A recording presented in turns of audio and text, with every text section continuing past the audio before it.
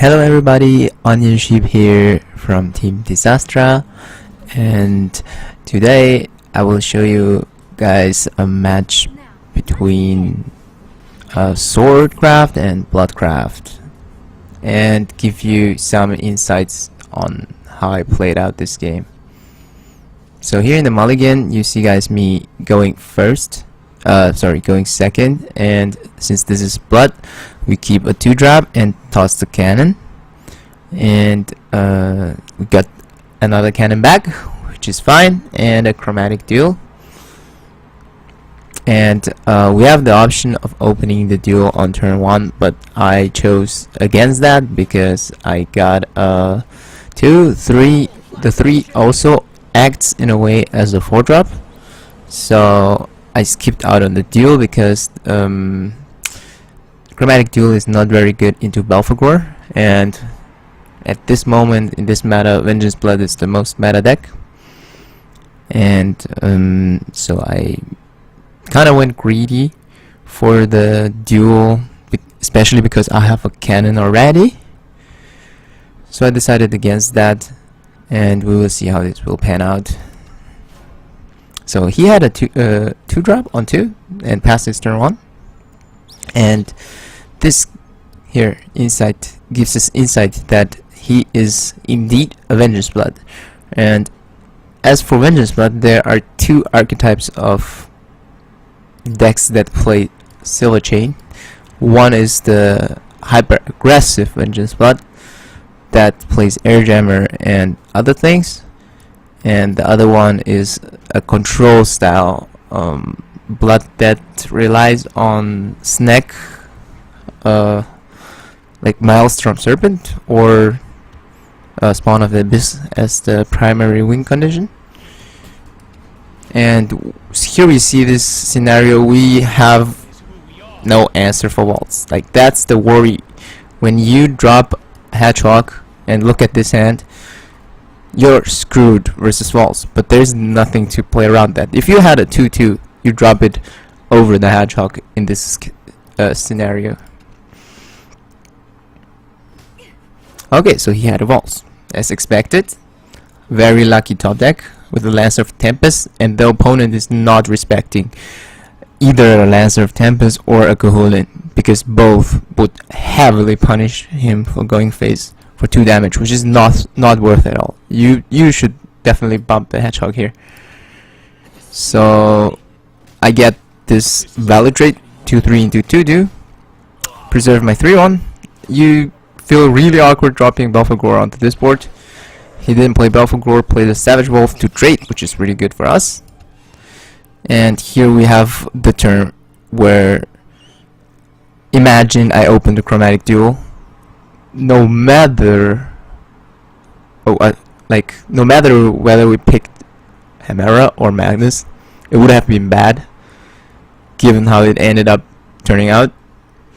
And most likely when you drop walls, you expect the opponent to actually drop the like, if we had an empty board, he would usually just play the Blood Moon, and none of the options play well into Blood Moon anyways, or Belphegor, because like they're usually better. Like, for example, whatchamacallit, the Frontline General is like much better. And here I went for the Waltz, picking the bomb. This bomb is for turn 6. Like, I already thought about it. Like, my turn 5 is gonna involve one of those plays. He did a really low tempo play. Now here's the thing. We have the bomb. The reason why I pre-evoed is basically like playing around a couple of things. For one is, for example, Mania, because if he plays Mania and evolves, we have no way to clearing that cleanly, and the Mania is gonna have 5 health. If we play, for example, a Luminous Mage that's gonna ping twice 2 damage, you can clear it, but you're going to lose your Luminous Mage, and he's going first. So the plan here already on turn 5 is to plan for your opponent's turn 7. For example, he goes like Vania. Okay, I can play the Fatal Bomb. Okay, we're just gonna proceed.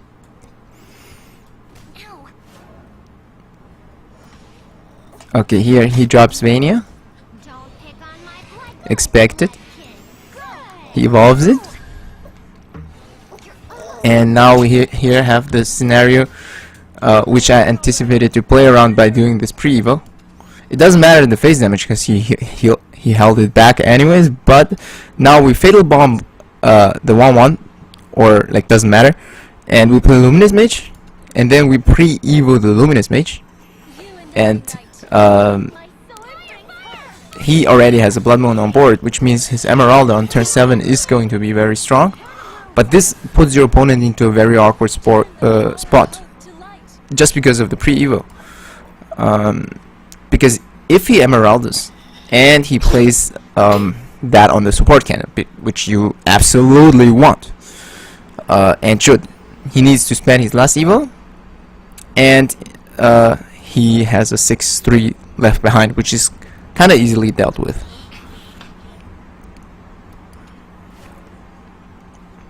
So the opponent indeed had Emeraldo, but he chose to go for the board, ignoring the support cannon, which gives me, like, leads me to thinking that he definitely has Snake if he's fighting for the board that hard, because obviously turn 5 Blood Moons is a setup for Snake. Like, it should already ring a bell in your head when it's being dropped between like turn 5 and 6, and this rings a bell that he has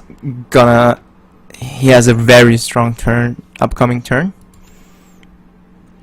So I try to set up and play around that as best as possible, which involves dropping basically just the second cannon, because we kept that Chromatic Duel since turn 1 basically, and with 2 support cannons this equals 12 damage.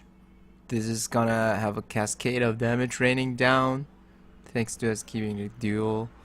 It's gonna have like 4 instances of 3 damage that are being dealt onto the board of 4 5/5s. One of them actually being at 3 health, because like we set up the Hedgehog perfectly into that, and we still have an Evil left, and the Chimera Magnus evolves perfectly over a 5/5 while staying alive.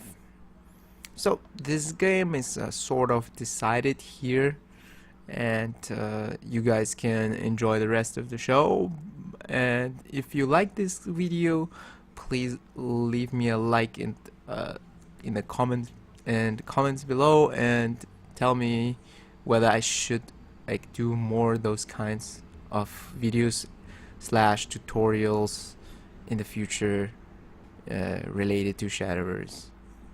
So here you can still see like he's obviously triggered, and I'd say kind of mistrading here, and I do a cute play here with the Celia, clearing with it while dealing phase damage, bouncing the Magnus, and bouncing the Magnus gives me the ability to reuse its fanfare effect, and we get to see the beautiful hand of the Blood player. And Lisa was called Blood Hate card, and you see what is actually doing to Blood. Like, everything is actually doing spell damage, and it's all being blocked off. And yeah, thank you guys for watching, and hope to see you soon again.